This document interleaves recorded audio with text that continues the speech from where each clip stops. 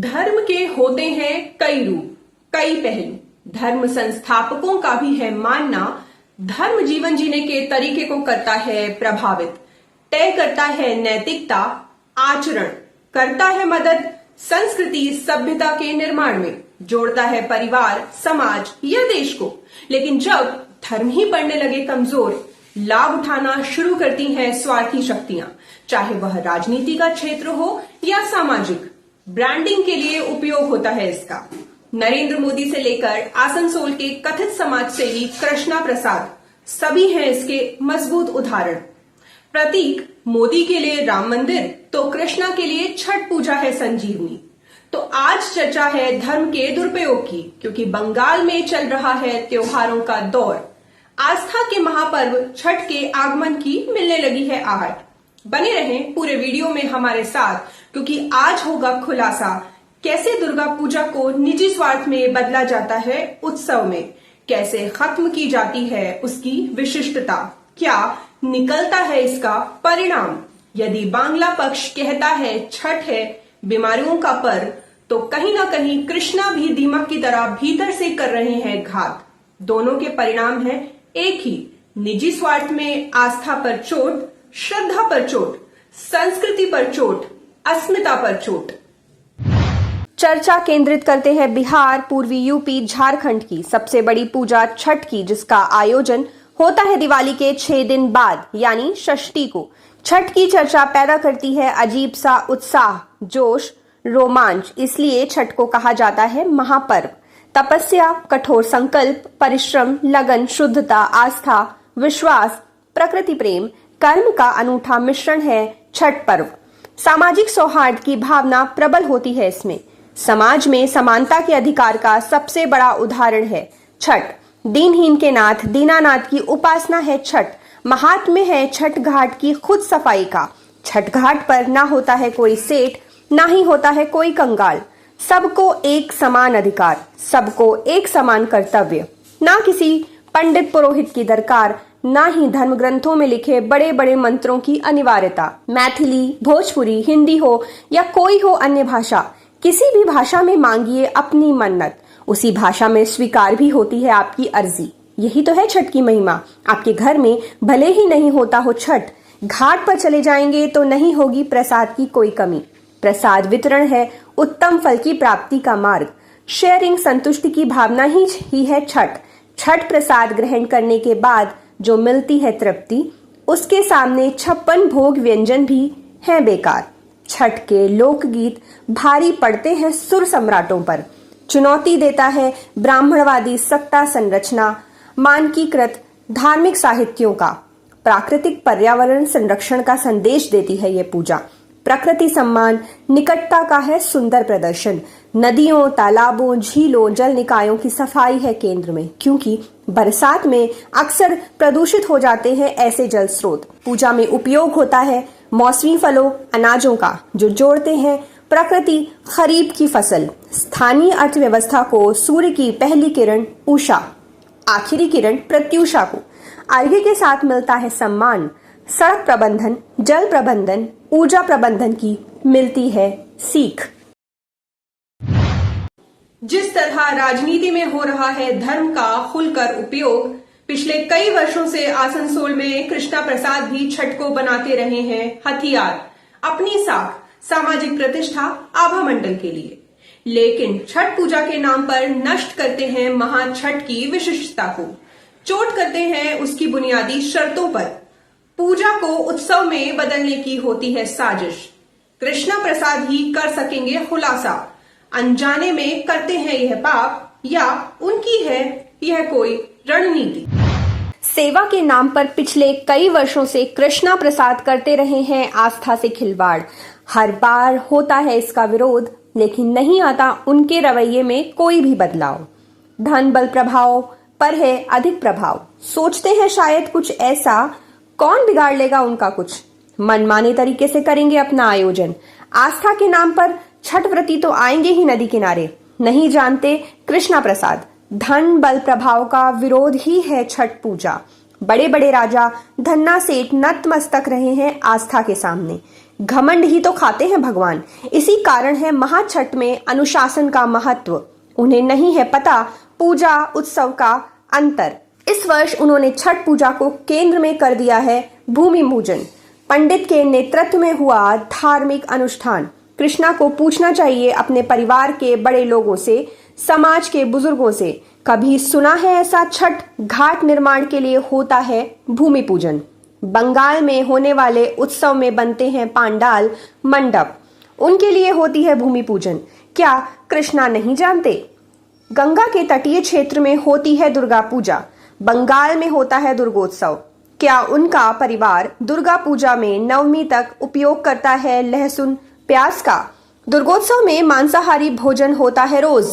छठ पूजा में ब्राह्मणों रखी नहीं होती अनिवार्यता। बेटे, पति, दामाद, भगिना के हाथों अर्घ्य माना जाता है सबसे शुभ। जल स्रोतों के बीच खड़े होकर उसके पानी को ही किया जाता है अर्पित। छठ पूजा में नहीं होती गंगा जल की अनिवार्यता, लेकिन 3 साल पहले हरिद्वार से गंगा जल लाने का नाटक किया कृष्णा ने। छठ व्रतियों के बीच किया वितरण। यह था छठ की विशिष्टता को समाप्त करने की साजिश, ब्राह्मणवाद को मजबूत करने की साजिश, छठ पूजा में इसकी महत्ता स्थापित करने की रणनीति। सेवा के नाम पर बड़े बड़े होते हैं दावे। कृष्णा प्रसाद को समझना चाहिए छठ की महिमा को। 36 घंटों का निर्जला उपवास नहीं है किसी अन्य पूजा में, पर्व में। चैती छठ में यह होता है कितना कष्टकर। कभी व्रती बने कृष्णा तो आएगी समझ में। सबसे बड़ी पूजा होती है तब जब पेट के बल लेट लेट कर छठ व्रती पहुंचती है अपने घर से घाट तक। नहीं समझ सकेंगे कृष्णा। जब अपने नौनिहालों को माताएं फेंक देती हैं छठ व्रतियों के चरणों में ताकि दीर्घायु हो सके उनके भविष्य का संबल। छठ है कष्ट, समर्पण, प्रतिबद्धता का प्रतीक। छठ में कहाँ है परंपरा घाटों पर समारोह आयोजित करने की?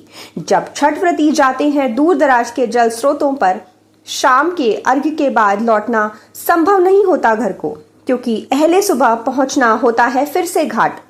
तो छठ व्रती वहीं बिताते हैं रात। साथ में होते हैं उनके परिजन, श्रद्धालु। रात बिताने के लिए गाए जाते हैं छठ गीत। आमंत्रित होते हैं इसके लिए अनेक गायक, लेकिन निजी स्वार्थ के लिए अर्घ्य के समय होते हैं समारोह। बुलाए जाते हैं प्रभावशाली लोग। आभा मंडल चमकता है आयोजकों का। छठ है प्रतीक समानता का, तो धन, बल, सत्ता, प्रभाव का दिखावा आखिर क्यों? छठ की है विशिष्टता। इस पूजा पर गिद्ध दृष्टि नहीं पड़ी है मल्टीनेशनल कंपनियों की। बाजारवाद नहीं ले सका है इसे अपने चंगुल में। स्थानीय कुम्हार उद्यमी सप्लाई करते हैं सूप, छिट्टा, मिट्टी के बर्तनों का। चुनावी लाभ के लिए भाजपा ने अयोध्या में कर दिया अर्धनिर्मित राम मंदिर का उद्घाटन।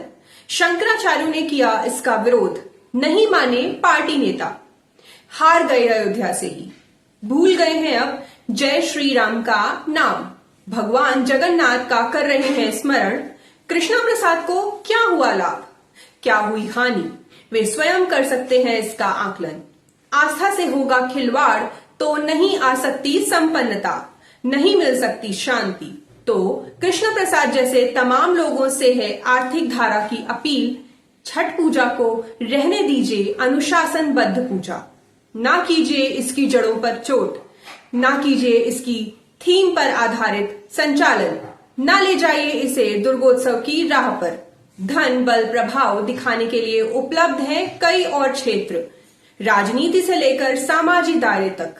इस वीडियो में आज इतना ही। बने रहें आर्थिक धारा के साथ, क्योंकि हम जुड़े हैं अपनी माटी अपनी थाती से। हमारा चैनल सब्सक्राइब करना ना भूलें। अब दिन भर की कुछ खबरें फटाफट। झारखंड में शुरू हो गई है चुनावी जंग, लेकिन भाजपा को विरोधियों से पहले सामना करना पड़ रहा है अपने ही दल के नाराज स्थानीय कार्यकर्ताओं का। महागमा विधानसभा के बाद अब ये स्थिति बनी जमशेदपुर के पोटका विधानसभा में, जहां भाजपा प्रत्याशी मीरा मुंडा को बदलने की मांग भाजपा कार्यकर्ताओं ने की। उन्होंने स्थानीय नेताओं को टिकट देने की है मांग। कार्यकर्ताओं ने पूर्व केंद्रीय मंत्री अर्जुन मुंडा और मीरा मुंडा का जमकर किया विरोध। पोटका में स्थानीय प्रत्याशी दिया जाए, पोटका विधानसभा में स्थानीय प्रत्याशी दिया जाए। मीरा हीरा मुन्ना गो बैक हीरा मुन्ना गो बैक। जामताड़ा विधानसभा में भी देखने को मिला ऐसा ही माहौल। स्थानीय प्रत्याशी को टिकट न मिलने के कारण स्थानीय जनता और कार्यकर्ताओं ने किया प्रदर्शन। प्रदर्शनकारी कार्यकर्ताओं का है कहना, जनरल सीट होने के बावजूद एसटी कैंडिडेट को दिया गया टिकट। सीता सोरेन है इस क्षेत्र से उम्मीदवार। इससे पहले जामा सीट से झामुमो के टिकट पर जीत चुकी है चुनाव। पूरे झारखंड में 28 सीट आदिवासी को रिजर्व दिया गया है और यह जामताड़ा विधानसभा सामान्य सीट है। इसमें अगर आदिवासी को सीट देता है कि जनरल सिर्फ वोट देने के लिए पैदा हुआ है, यहाँ पे जनरल आदमी को टिकट देना होगा। दुमका के विश्व प्रसिद्ध बासुकीनाथ की नगरी में 5वीं बार घटी भीषण आगजनी की घटना। बासुकीनाथ सब्जी बाजार के समीप हर हर महादेव चौक से लेकर मुख्य बाजार के रास्ते चूड़ी गली तक फैल गई आग। मध्यरात्रि के बाद 1 घंटे के अंदर छोटी बड़ी मिलाकर लगभग 3 दर्जन दुकानें जलकर हो गई खाक। अधिकांश थी फुटपाथ दुकानें। स्थानीय लोगों ने की थी आग पर काबू पाने की कोशिश। आग के विकराल रूप लेने तक नहीं पहुंचे दमकल कर्मी। करोड़ों का हुआ नुकसान। दुर्गापुर के काकसा थाना का रहने वाला 21 वर्षीय राहुल मेटे हुआ लापता। शुक्रवार की सुबह बर्दवान में डॉक्टर से कंसल्ट करने के लिए निकला था पानागढ़ स्टेशन से। शाम तक नहीं मिली उसकी कोई खबर। परिजनों ने की थी ढूंढने की कोशिश पर नहीं मिला सुराग। शिकायत दर्ज करवाई काकसा थाना में। पुलिस जुटी है जांच में। সেই ওষুধ আনতে বর্ধমান গেছিল শুক্রবার দিনে। তা সেই আমি বললাম তাহলে চলে আসবে, 19 বছরের 21 বছরের ছেলে তো যা আশা করে, আমি তাহলে চলে আসবে। নিয়ে বললাম তাহলে ঠিক আছে তুই ঠিক করে চলে আসবি। বললে হ্যাঁ মা। নিয়ে সেই যে বাড়ি থেকে গেছে আর বাড়ি ফিরে নেই, বর্ধমানে ট্রেনে যাওয়া আসা করে। তা সেই থেকে সকালে সেই গেছে, সকাল 6টায় আর বাড়ি ফিরে নেই ছেলেটা। और रानीगंज ब्लॉक के एगरा पंचायत क्षेत्र के नारायणकुंड इलाके में तृणमूल कांग्रेस ने आयोजित की विजय सम्मेलन। पहुंचे टीएमसी के आईटी और सोशल मीडिया प्रदेश अध्यक्ष देवांशु भट्टाचार्य। कार्यक्रम में हुए शामिल पश्चिम बर्धमान जिला अध्यक्ष नरेंद्र नाथ चक्रवर्ती और INTTUC जिला अध्यक्ष अभिजीत घटक के साथ कई टीएमसी नेता एवं कार्यकर्ता। देवांशु ने भाषण देते हुए आरजीकर की घटना के खिलाफ डॉक्टर्स के आंदोलन को बताया स्वास्थ्य माफियाओं की साजिश। निशाना साधते हुए निजी चिकित्सा केंद्रों की विफलताओं के कई मुद्दों को रखा सामने।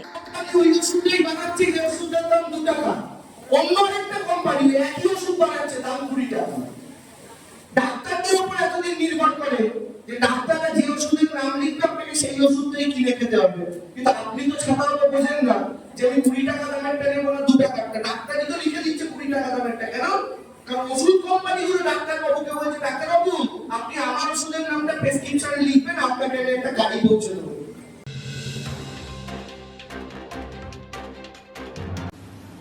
फिर होगी मुलाकात जमीन से जुड़े एक और मुद्दे के साथ। स्वस्थ रहें, ध्यान रखें, जुड़े आर्थिक धारा के साथ, क्योंकि हम जुड़े हैं अपनी माटी अपनी थाती से। चैनल को सब्सक्राइब कर बेल आइकॉन प्रेस कर लें। वीडियो पसंद आती है तो लाइक करें, लोगों के साथ शेयर करें। आप हमें फेसबुक और एक्स पर भी फॉलो कर सकते हैं। नमस्कार।